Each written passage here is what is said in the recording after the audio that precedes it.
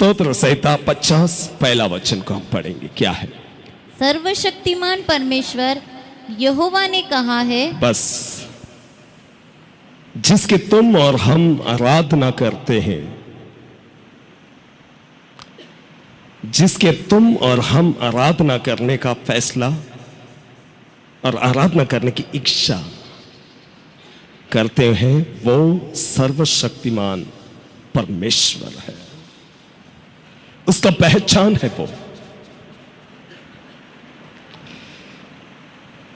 वो सर्वशक्तिमान क्यों है? हम कुछ बातों को देखेंगे। जिसके हम स्तुति करते हैं, जिसकी हम आराधना करते हैं, जिसके चरणों में हम बैठे हैं, वो जवाब देता है।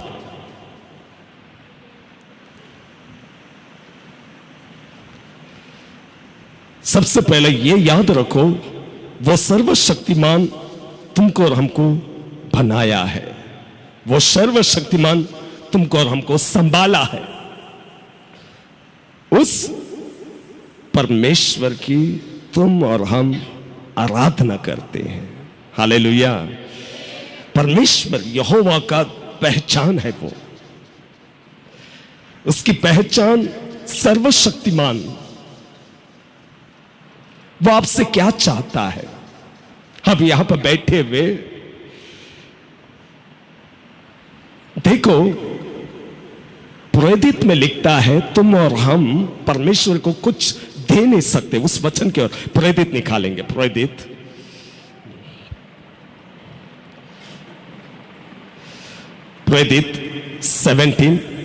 17 अध्याय 25वां वचन। न किसी वस्तु की आवश्यकता के कारण मनुष्य के हाथों की सेवा लेता है। देखो, वापस पढ़ेंगे। क्या है? न किसी वस्तु की आवश्यकता के कारण, न कोई वस्तु की अवस्था के कारण मनुष्य के हाथों की सेवा लेता है। वो मनुष्य, वो परमेश्वर मनुष्य के हाथ की सेवा नहीं लेता है। क्योंकि वो स्वयं ही सबको जीवन, सबको जीवन, सबको और श्वास और सब कुछ देता है। वो सब कुछ। वापस पढ़ेंगे वो बरोबर, फिर से पढ़ो। प्रेरित 17:25। न किसी वस्तु की आवश्यकता के कारण मनुष्य के हाथों की सेवा लेता है। क्योंकि वो स्वयं ही, वो परमेश्वर कहता है, वो स्वयं ही सबको, हम यहाँ पर बैठे हुए हम सभी को जीवन और श्वास और सब कुछ देता है। वो सब कुछ देता है। उसने दिया है। तुम और हम कुछ दे नहीं सकते उससे। उसकी पहचान है वो श्वास दिया है, जीवन संभाला है। तुम और हम क्या दे सकते हैं बदले में? वो सेवा करने के लिए, दूसरा इतिहास 16:9 में बोलता है, वो सेवा करने के लिए सारा संसार पर दृष्टि करता है, मानव पर दृष्टि करता है। जिस किसी को परमेश्वर पे भरोसा है, वो कभी डगमगाएगा नहीं, तूफान आने पर भी, क्योंकि वो स्वयं, तुम और हम, बाइबल बोलता है स्तोत्र संहिता 50 में, वो बोलता है, वो निकालो वचन, स्तोत्र संहिता 50 में 11 वचन को पढ़ेंगे, 10, 11, 12 पढ़ेंगे। क्योंकि वन के सारे जीव जंतु और हजारों पहाड़ों के जानवर मेरे ही है। पहाड़ों के सब पक्षी, वो पक्षी को भी जानता है। उसकी गिनती में पक्षी भी है। आगे क्या है? और मैदान पर चलने फिरने वाले, मैदान पर चलने फिरने वाले जानवर मेरे ही है। सब। इतना ही नहीं, आगे कुछ लिखता है। यदि मैं भूखा होता तो तुझसे न कहता क्योंकि जगत और जो कुछ उसमें है, जगत और जो कुछ उसमें है वह मेरा है, वो सिर्फ मेरा है। किसके पास तुम लड़ाई करते हो? जो सर्वशक्तिमान, उसको तुम कुछ नहीं दे सकते। वो कहता है सब कुछ मेरा है। उसकी पहचान है सर्वशक्तिमान। यदि मैं भूखा होता तो मैं किसी से पूछने की आवश्यकता नहीं है। मैं जब चाहूं, कब चाहूं, मैं ले सकता हूं। जगत और सारे पृथ्वी में रहने वाला एक एक वस्तु, सब कुछ मेरा है। प्रेरित 17 अध्याय में क्या बोलता है? वो जीवन और श्वास वो हमको दिया है। वो क्या चाहता है? आगे देखो क्या लिखता है।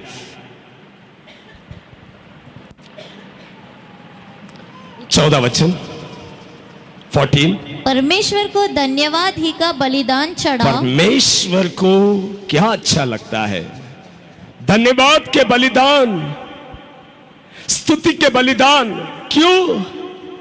मेरे धड़कने धड़कता है, मैं बोलता हूं, मैं देख पाता हूं, मैं सुन पाता हूं, मैं चल पाता हूं। मैं इस अगस्त के समाप्ति तक मैं है। उसके बदले में परमेश्वर एक चाहता है, धन्यवाद के बलिदान चढ़ाने वाला। परमेश्वर के दृष्टि में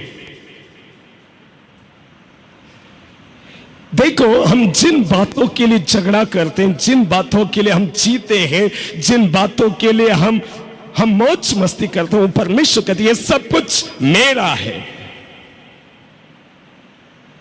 उसके कहने पर हमारे धड़कने धड़कता है, उसके कहने पर हमारी श्वास चलती है।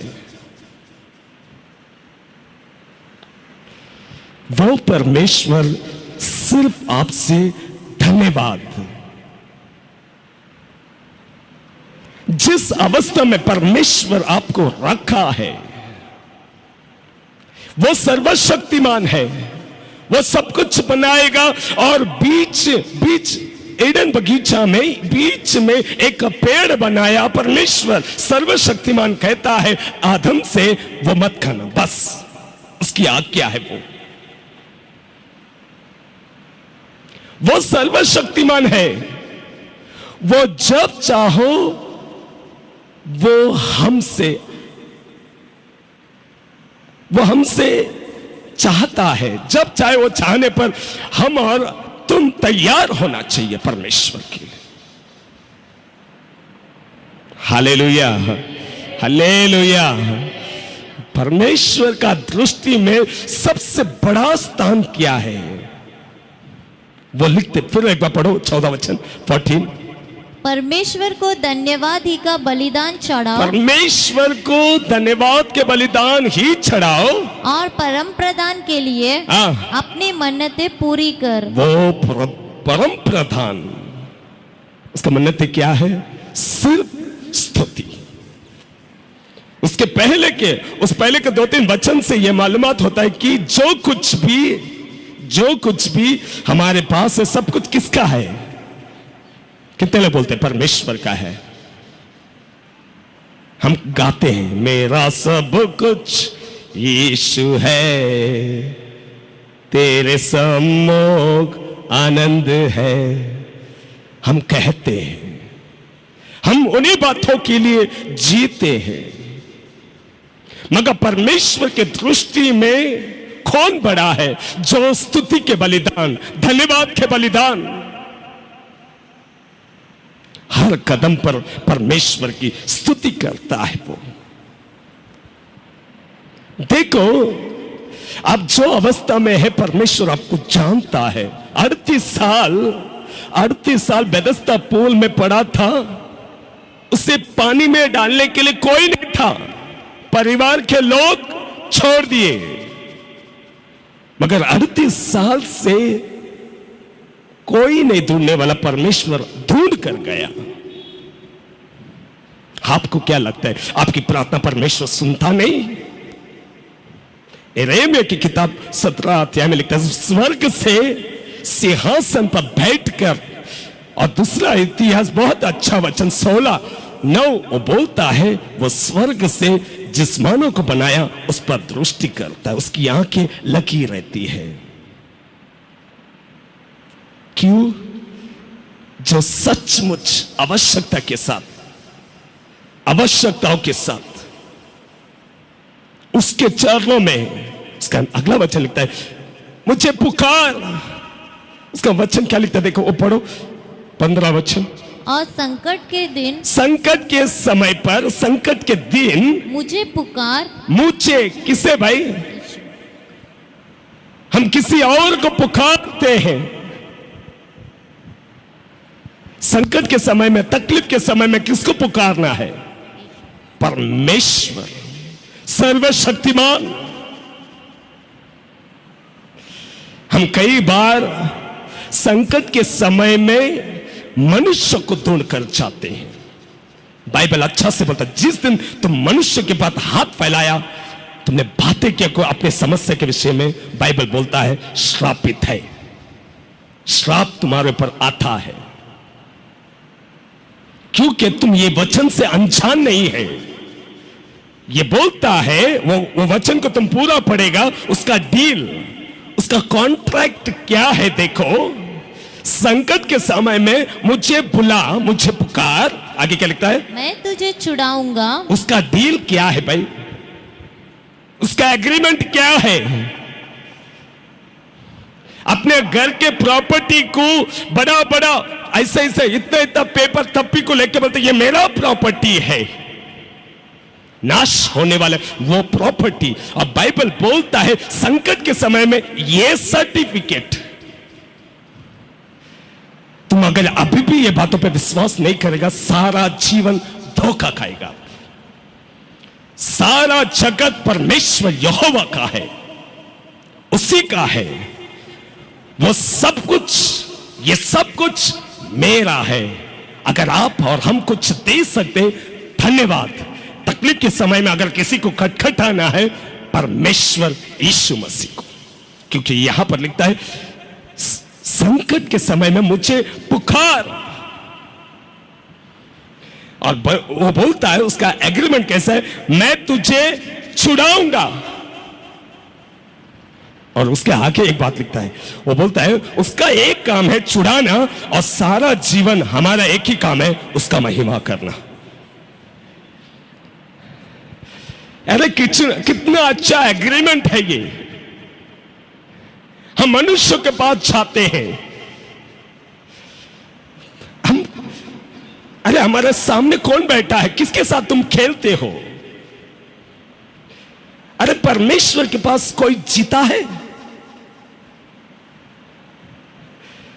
वो थोड़े समय के लिए आपको छोड़ता है, उसके पास कोई खेलकर नहीं जीता है। तुम चट्टान पर पांव मारते हो, तुम वचन का विरोध करते हो। श्रापित वो है, ऐसे बोलने की आवश्यकता नहीं। तुम मनुष्य को ढूंढ कर, यहां पर बैठे हुए कई लोग अगर परमेश्वर को ढूंढने के बजाय अगर तुम मनुष्य को ढूंढते हो, बाइबल अच्छा से लिखता है श्रापित है वो। सब कुछ उसका है। वो धड़कने के लिए आज्ञा देता है, हमारे श्वास चलता है, उसके बदले में हम कोई पेमेंट नहीं किया उसको। किसने किया?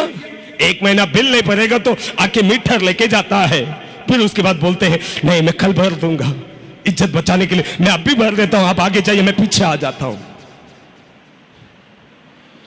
मगर परमेश्वर आपके पास आपका हृदय के वो श्वास जो चलता है उसको रोकने के लिए कभी नहीं आया। वो सिर्फ और सिर्फ और सिर्फ वो द्वार पर इंतजार करता है। मगर वो छोटा बेटा जो पापा का प्रॉपर्टी लेकर गया, हारने के बाद पापा को ढूंढ कर आया, पापा वो जब तक ना आया तब तक वो द्वार पर बैठा हुआ था। कई लोग वो नालायक बेटे से, हम कई लोग नालायक हैं, हम लौट कर आना नहीं चाहते, हम बोलते हैं। तुम अपने ताकत का इस्तेमाल करोगे कभी नहीं जीतोगे। परमेश्वर का वचन का इस्तेमाल करो। तुम्हारा समस्या को तुम्हारा हैसियत से मिलाओ मत। तुम्हारा हैसियत तुम्हारा समस्या को दूर नहीं कर सकता है, इसीलिए उसका नाम है सर्वशक्तिमान। तुम्हारा और हमारा एक ही एग्रीमेंट है। परमेश्वर हमारे साथ एक ही एग्रीमेंट डाला है। संकट के समय मुझे पुकार, मैं क्या करूंगा, सुनूंगा और तुमको सब समस्या से दूर करेगा। और हमको क्या करना है, उसके आगे लिखता है सिर्फ और सिर्फ उसकी महिमा करना है। तुम परमेश्वर का काम करने को जाते हो और परमेश्वर का काम कोई मनुष्य नहीं कर सकता है। अगर किया भी है ज्यादा दिन नहीं टिकेगा वो, मैं कहूंगा, क्योंकि जिसने तुमको और हमको बनाया वो नहीं चाहता कि तुम्हारा मदद कोई मनुष्य से आए। अगर मनुष्य से आ जाएगा तो मैं यहां पर खड़ा रहकर मनुष्य के बारे में बताना पड़ेगा। अगर तुम्हारा मदद कोई मनुष्य के से आता है, हम यहां पर खड़ा रहकर मनुष्य के लिए गाना पड़ेगा। हम इसीलिए कहते हैं कि तुम्हारा और हमारा मदद परमेश्वर वो सर्वशक्तिमान की ओर से आता है। भाई बहन, मैं विनती करूंगा आप लोग विश्वास करो। कोई विश्वास करे या ना करे, आप करो। सर्वशक्तिमान के साथ मत खेलो, उसका डील एक ही है। इस संसार में क्लेश रहेगी, उस क्लेश के समय में तुमसे और हमसे परमेश्वर एक ही अपेक्षा करता है कि तुम और हम उसको फोन कर रहे हैं। किसको फोन करना चाहिए? तुमने अभी तक वचन को नहीं समझा। अगर कोई मनुष्य के पास तुम चाहते हो, तुम अभी भी नहीं समझा परमेश्वर को। वो सर्वशक्तिमान का पहचान को नहीं समझ पाया। तुम 4 औरत को इकट्ठा करो या 4 आदमी को इकट्ठा करके बात करो, वो काम वो नहीं कर सकता जो परमेश्वर कर सकता है। वापस वो वचन पढ़ो, 15वां वचन।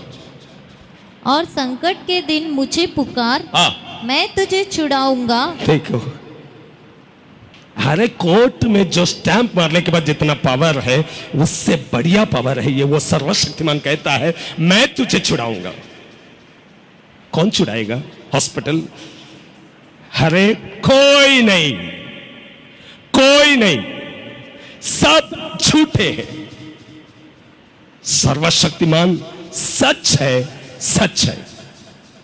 संकट के समय में तुमको और हमको एक को बुलाना है, वो है सर्वशक्तिमान। और वो संकट से वो क्या बोलता है? छुड़ाएगा। नहीं छुड़ाएगा, नहीं बोला, छुड़ाएगा। आगे क्या करने के लिए बोलता है? देखो, हाँ, और तू मेरी महिमा करने पाएगा। आमीन। वो अपने कामों को दिखाएगा और हम सभी लोग क्या करेंगे? उसके गुणगान गाएंगे। Hallelujah, hallelujah. उसका डील यही है, उसका एग्रीमेंट पेपर यही है। तुम संकट में है, उसको बुलाओ, वो छुड़ाएगा। और उसका कॉन्ट्रैक्ट ये है कि मैं तुम्हें छुड़ाऊं और तुम सारा जीवन मेरी स्तुति करते रहे। डॉक्टर नहीं। हालेलुया। सारा शैतान पांव के नीचे है, यीशु के पांव के नीचे। किसी के पास वो पावर नहीं कि तुम्हें और हमें छुड़ा सकते हो। यीशु मसीह के पास वो पावर है। अगर तुमको किसी का द्वार खटखटाना है, मनुष्य का नहीं, किसी का फोन नंबर लगाना है, मनुष्य का नहीं, परमेश्वर का 1000 बार लगाओ जब तक जवाब नहीं मिल जाता है। कई लोग मनुष्य से मदद और अंतिम में वो आके गला पकड़ता है, मैं गुल्ला उठा भाई। परमेश्वर को जानने के बाद मनुष्य के पास मत जाओ, मत जाओ। यह परमेश्वर का अपमान है। सर्वशक्तिमान जब कहता है मैं तुझे छुड़ाऊंगा, मनुष्य को क्यों देखते हो? उसकी काबिलियत को क्यों देखते हो? उसके पास वो है। मैं नहीं चाहता हूं कि मैं किसी मनुष्य के पास जाए मदद के लिए। मैं नहीं चाहता हूं कि कोई मेरी मदद करे। मैं किसी को खटखटाने के बाद तू मेरी मदद दे, मैं अपनी बताओ और वो मुझे दे, नहीं, मैं कभी नहीं चाहूंगा। मैं सिर्फ एक का द्वार खटखटाऊंगा, यीशु मसीह का। वो जिसको खटखटाना है वो खटखटाने दो, वो लेकर आएगा। मैं नहीं चाहूंगा। तुम किसी मनुष्य को खटखटाते हो, यह परमेश्वर का अपमान है। अगर मनुष्य से वो मदद आ जाता है, मैं यहां पर खड़ा रहकर मनुष्य का प्रचार करना पड़ेगा। हम परमेश्वर का नहीं, मनुष्य के लिए हमको गाना होगा। यहां पर मनुष्य के लिए गाना पड़ेगा। अरे क्या आ जाएगा? मुझे नहीं लगता आपको ऐसा कोई स्थिति में लाएगा जिससे परमेश्वर छुड़ा नहीं सके। नहीं करेगा वैसा। आप स्थिति देखते हो, मत देखो। आप मुसीबत के समय में एक को देखो, परमेश्वर को देखो। शरीर में तकलीफ रहने दो, परिवार में तकलीफ रहने दो, आपके बच्चों के विषय में तकलीफ रहने दो, परिवार का कौन सा समस्या भी रहने दो, एक ही के सामने घुटना टेकना है। परमेश्वर यीशु मसीह वो जलन के साथ उसके चरणों में आओ। वो छुड़ाएगा, क्योंकि वो क्या बोलता है, वो छुड़ाने के बाद हमें एक ही काम करना चाहिए, सारा जीवन उसकी महिमा करना चाहिए। हालेलुया।